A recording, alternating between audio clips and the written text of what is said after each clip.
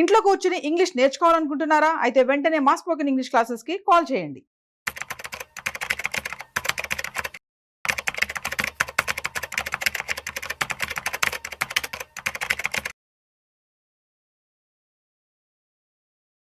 నమస్తే, నేను మీ రేవంత్ చలమల.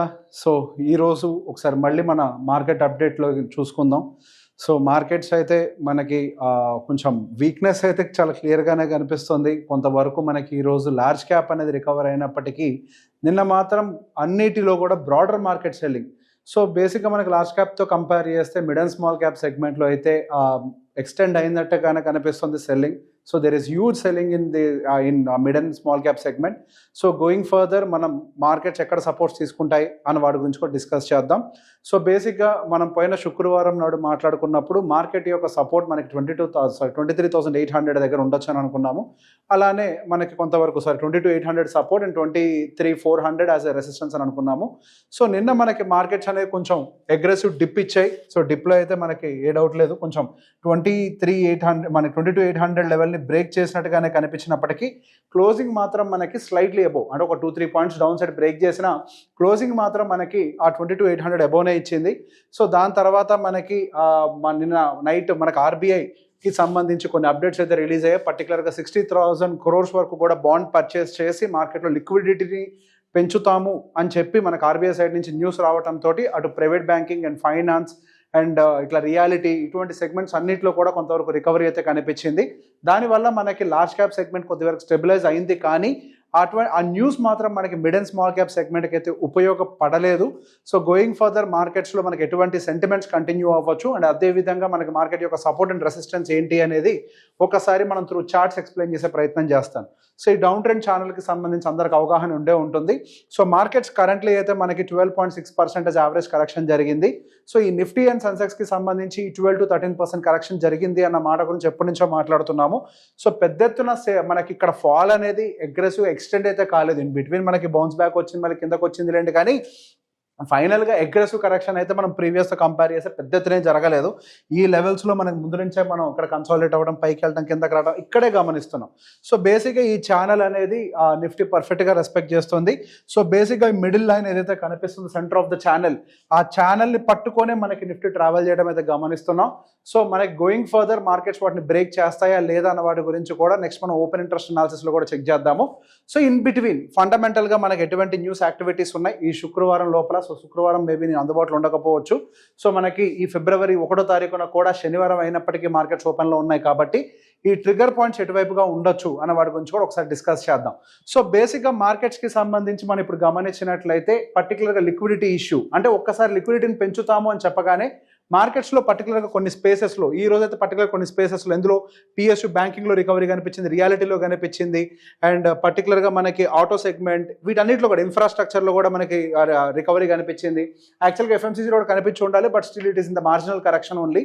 సో మనకి పర్టికులర్గా ఈ సెగ్మెంట్స్ అన్నిటికీ కూడా ఈ లిక్విడిటీ బూస్ట్ కింద పనిచేస్తుందని అనుకుంటున్నాము. సో దీన్ని మనము మానిటరీ ఏదైతే మనకి ఆర్బీఐ న్యూస్ తోటి వచ్చిందో దీన్ని మానిటరీ పాలసీ చేంజెస్ అని అంటాము. సో దాంతోపాటుగా ప్రభుత్వం వైపు నుంచి ఫిబ్రవరి 1వ తారీఖున ఫిస్కల్ పాలసీ చేంజెస్, అంటే మనకి ట్యాక్స్ రిడక్షన్కి సంబంధించి కానీ ఇటువంటి ఏవొచ్చినా కానీ నెక్స్ట్ మనకి ఈ సెగ్మెంట్స్ ఏవైతే మాట్లాడుకున్నామో రియాలిటీ కానీ, ఇన్ఫ్రాస్ట్రక్చర్ కానీ, ఆటో కానీ అండ్ బ్యాంకింగ్, ఫైనాన్స్ ఇవన్నీ కూడా కొంతవరకు స్టెబిలైజ్ అవ్వడానికి చాలా హై ప్రాబబిలిటీ అయితే కనిపిస్తుంది. సో బేసిక్గా మార్కెట్లో లిక్విడిటీని పెంచే వైపుగానే గవర్నమెంట్ కానీ ఆర్బీఐ కానీ వీళ్ళిద్దరి అడుగులు కూడా కనిపిస్తున్నాయి. అండ్ దాంతోపాటుగా నెక్స్ట్ మనకి ఆర్బీఐ ఇంట్రెస్ట్ రేట్ కట్ కూడా చేయొచ్చు అనే ఎస్టిమేషన్ కూడా పెరిగింది. సో బేసిక్గా మనకు కొంతవరకు లిక్విడిటీ కన్సర్న్స్ ఏవైతే ఉన్నాయో మార్కెట్లో వాటిని కొంచెం వైప్ ఆఫ్ చేసే ప్రయత్నం అయితే ప్రభుత్వం నుంచి స్టార్ట్ అయింది. కాబట్టి కొన్ని సెగ్మెంట్స్లో సో ఎంటైర్ బ్రాడర్ మార్కెట్ అంతా ర్యాలీ అయిపోతుందని అంటే మనం దాన్ని కంప్లీట్గా చెప్పలేము. బ్రాడర్ మార్కెట్ ర్యాలీ ఉండకపోవచ్చు, కానీ మనకి స్టాక్ స్పెసిఫిక్ కానీ సెక్టార్ స్పెసిఫిక్ కానీ మనకు కొంతవరకు ర్యాలీస్ ఉండడానికి అవకాశం ఉంది.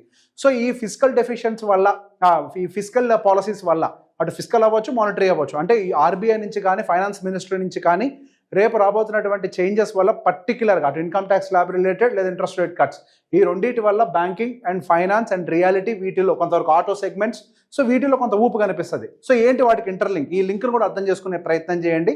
సహజంగా మార్కెట్లో లిక్విడిటీ పెరిగింది అని అంటే బై డిఫాల్ట్గా జనాలందరూ కామన్గా చేసే పని ఖర్చు పెట్టడం. దేని మీద పెడతారు? ఆటోమొబైల్ సెగ్మెంట్ మీద పెడతారు, రియల్ ఎస్టేట్ మీద పెడతారు, కన్జంప్షన్ మీద పెడతారు. సో పర్టికులర్గా ఎక్కడైతే ఖర్చులు పెట్టడానికి అవకాశం ఉంటుందో వాటి మీద కొంతవరకు మనకి ఆ సెక్టార్స్ మీద కొంతవరకు పాజిటివిటీ ఉండే అవకాశం అయితే ఎక్కువగా కనిపిస్తుంది. సో గోయింగ్ ఫర్దర్ మనకి ఇంక ఎకానమీ కూడా బాగానే ఉంటుందని అంటే దాని గురించి కూడా డిస్కస్ చేద్దాం. సో రీసెంట్గా నేను ఒకరితో మాట్లాడేటప్పుడు జిఎస్టీ నెంబర్స్ అన్ని కూడా కొంచెం బాగానే ఆల్ టైమ్ హైస్ కొట్టుకుంటూ వెళ్తున్నాయి కదా, సో మన ఎకానమీ స్ట్రాంగ్గానే ఉన్నట్టేనే అని ఒకళ్ళు అడిగితే నాకు ఈ సమాధానం చెప్పాను. సో బేసిక్గా మనం ఇప్పుడు ప్రజెంట్ ఉన్నటువంటి సిచ్యువేషన్లో జిఎస్టీని ఎకనామిక్ ఇండికేటర్గా అయితే ప్రజెంట్ పరిగణించలేము. పెరుగుతున్నటువంటి ఇన్ఫ్లేషన్స్ కానీ వీటన్నిటిని గమనించినట్లయితే అక్కడ కంపెనీస్కి అయితే ఉపయోగం ఏం జరగట్లేదు, కానీ ప్రభుత్వానికి మాత్రమే అక్కడ జిఎస్టీ కలెక్షన్స్ వస్తున్నాయి. కంపెనీస్ పరంగా లాభాలు ఏం జరగట్లేదు, కన్జంప్షన్ ఏమి బిల్డప్ అవ్వట్లేదు. ఏవైతే ఖర్చులు పెరుగుతున్నాయో ఆ మందం మాత్రమే మనకి ఆ జిఎస్టీ. ఫర్ ఎగ్జాంపుల్ ఇంతకుముందు 100 రూపాయలకు అమ్మేది కాస్త ఇన్ఫ్లేషన్ పెరిగితే 107 రూపాయలకు అమ్ముతారు. దాని మీద మళ్ళీ జిఎస్టీ కాంపోనెంట్ పెరుగుతుంది కాబట్టి అట్లా కొంచెం కొంచెంగా పెరిగేదే కానీ మనకి గ్రోత్ అనేది అయితే ప్రాపర్గా కనిపించట్లేదు. సో జిఎస్టీని ఫర్ ద టైం బీయింగ్ మనం ఒక గ్రోత్ ఇండికేటర్గా అయితే చూడకూడదు. కంపెనీ యొక్క నెంబర్స్ ఎలా పోస్ట్ చేస్తున్నాయి అన్న దాని మీద కొంచెం వరకు ఎక్కువగా ఫోకస్ చేయాలి. కంపెనీ నెంబర్సే మనకు నెక్స్ట్ డ్రైవ్ చేయడానికి ఎక్కువగా అవకాశం ఉంది. సో ఇప్పుడు టెక్నికల్ అనాలిసిస్ ప్రకారం మార్కెట్స్ యొక్క సపోర్ట్స్ అండ్ రెసిస్టెన్స్ ఎలా ఉన్నాయి కూడా ఒకసారి గమనిద్దాం. సో ఈ 1 డే టైం ఫ్రేమ్ ప్రకారం అయితే మనకి ఛానల్ అయితే యాజ్ ఆఫ్ నో స్టిల్ ఇంటాక్ట్గానే ఉంది.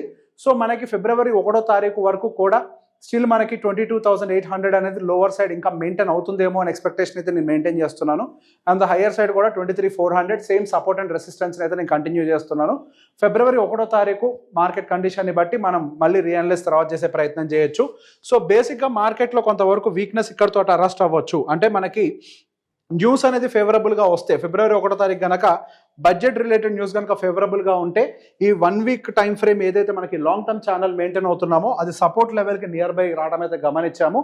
సో బై డిఫాల్ట్గా కొంతవరకు అక్కడ బయస్ యాక్టివేట్ అవడానికి కూడా ఛాన్స్ కనిపిస్తుంది. కాబట్టి పర్టికులర్ జోన్లో మనకి న్యూస్ బేస్డ్ ఏదైనా ట్రిగ్గర్ అయ్యి డౌన్ సైడ్ ఫాల్ అయితే మనం చెప్పలేం, కానీ టెక్నికల్గా అయితే ఇక్కడ బయస్ సపోర్ట్ రావడానికి అయితే చాలా ఎక్కువ అవకాశాలు కనిపిస్తున్నాయి.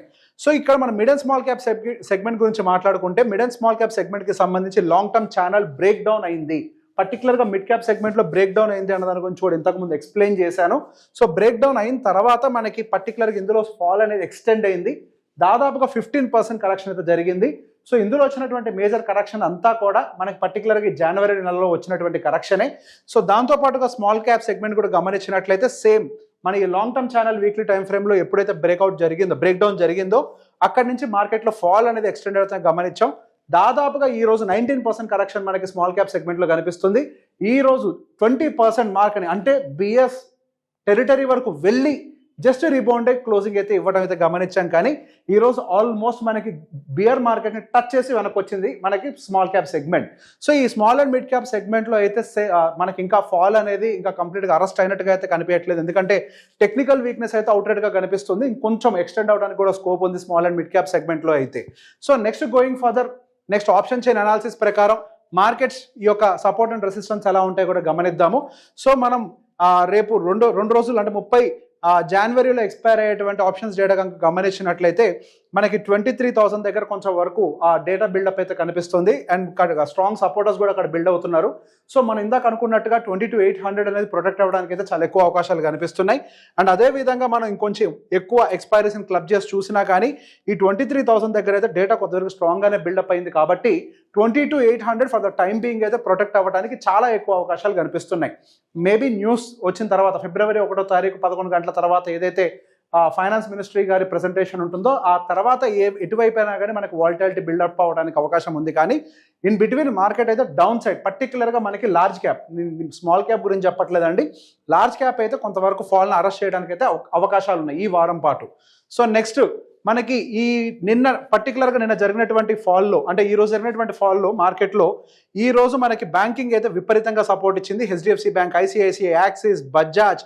So if you can see majority of the contribution అంతా కూడా ఈ రోజు మార్కెట్లో దాదాపు 150 పాయింట్ల వరకు కూడా మనకి మార్కెట్లో ఈ రోజు ఫైనాన్స్ సెగ్మెంటే ఇచ్చింది.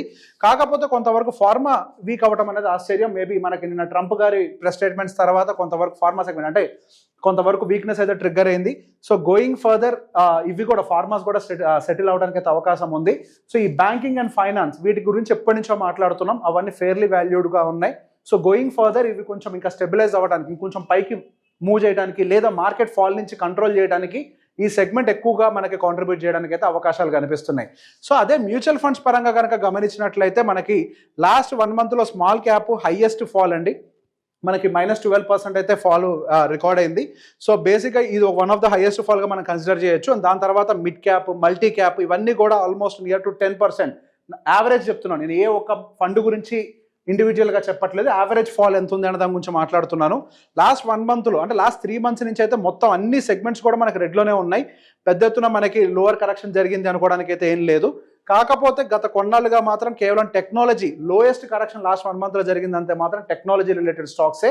అఫ్ కోర్స్ అవి లాస్ట్ 2 రోజుల్లో కూడా కొంచెం వరకు పడ్డాయి.